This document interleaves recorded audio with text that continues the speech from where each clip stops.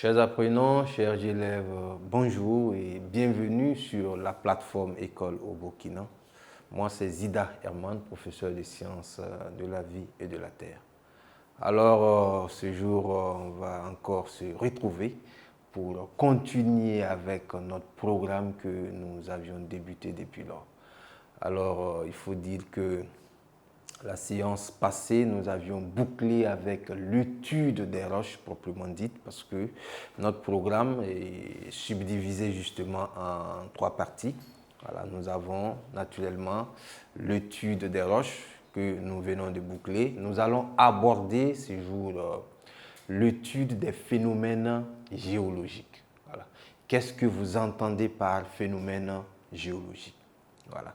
Phénomène géologique ici, comprenez cela par toutes les manifestations, voilà, les manifestations qui peuvent être géologiques, qui peuvent être géographiques, qui affectent la Terre, qui affectent ses habitants, qui affectent justement naturellement le relief, la végétation.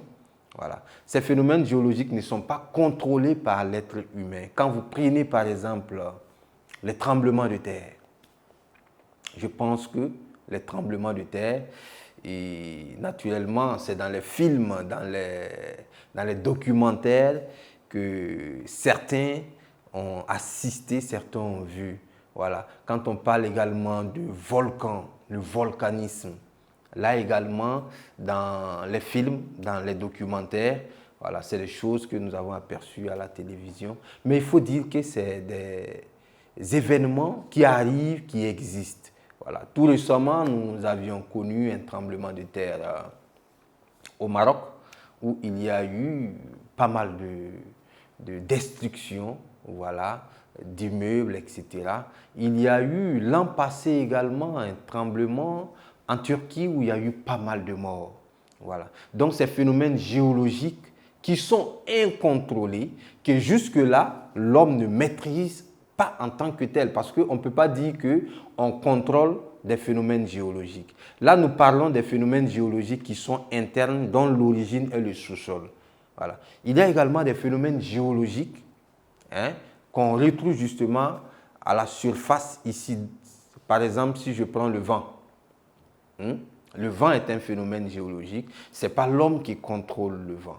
La pluie, le gel, le dégel, voilà, l'élévation de la température, la baisse de la température sont des événements, voilà, dont nous sommes affectés, mais il faut dire que nous les étudions, mais nous ne les maîtrisons pas en tant que tels.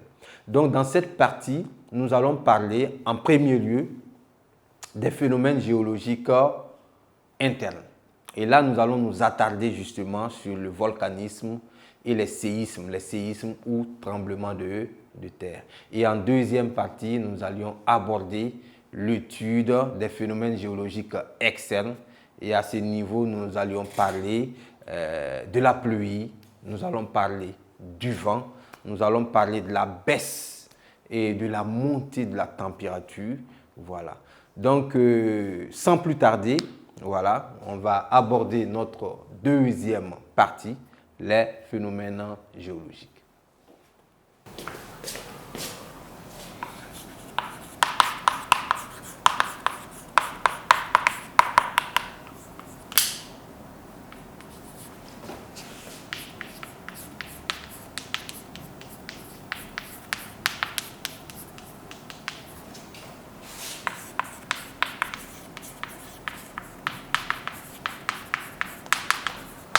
Bien, comme annoncé en chapitre 1,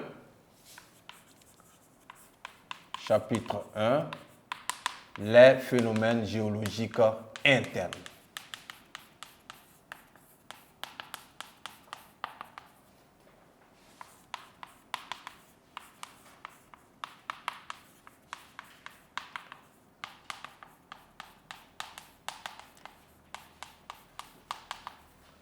Bien, donc les phénomènes géologiques internes. Ici, nous allions parler du volcanisme et nous allions parler des séismes ou tremblements de terre. Donc, dans ce chapitre, nous allions subdiviser, nous allons revoir le chapitre en le subdivisant en deux parties. Premièrement, voilà, la première leçon, disons, nous allons parler du volcanisme. Et en second lieu, dans la deuxième leçon, nous allons parler du séisme. Donc, leçon numéro 1, le volcanisme.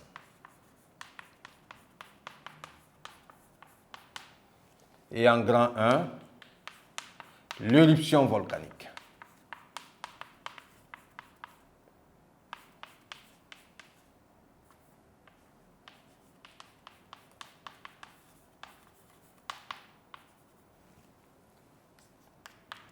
Petit 1, description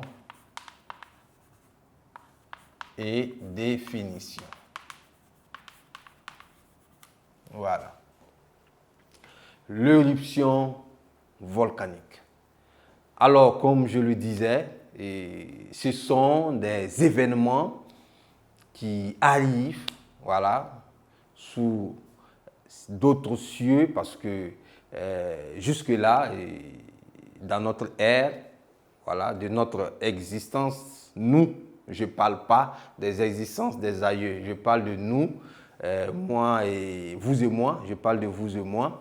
Voilà, nous n'avons jamais assisté à vue d'œil à une éruption volcanique. Voilà, on ne sait pas. Peut-être qu'un jour, ça peut arriver, nous pourrons être témoins justement de cette éruption. Mais il faut dire que c'est des choses qui arrivent et fréquemment sous d'autres cieux que nous suivons justement à travers Internet, à travers la télévision. Voilà. Déjà, une éruption volcanique, c'est lorsque la bouillie de feu qu'on appelle le magma, qui se trouve enfoui dans le sous-sol, fraye un chemin et se déverse justement à l'extérieur. Voilà. Et dès lors que ça se déverse à l'extérieur, il faut dire que c'est une bouillie de feu dont la température peut facilement atteindre les 3000 degrés. Il faut dire que 3000 degrés à la surface de la Terre, rien ne peut résister devant 3000 degrés. Voilà, donc ça balaie tout sur son passage. Voilà, ça crée des roches. Voilà, des roches qui existent aujourd'hui. Voilà, ça crée des monticules, ça crée des aiguilles, des dômes, voilà, qui existent de nos jours après refroidissement. Voilà. Comment tout cela se passe? Quels sont les produits qui sont rejetés justement lors de ces éruptions volcaniques? Quels sont les phénomènes qui se passent pendant le volcanisme et après le volcanisme? C'est ce dont nous allions voir justement dans ce paragraphe. Bien, j'ai dit petit 1, description et définition. Il faut dire qu'un volcan, il y a trois principales parties. Voilà, il y a trois principales parties. Déjà, je vais caricaturer le volcan pour que vous puissiez voir.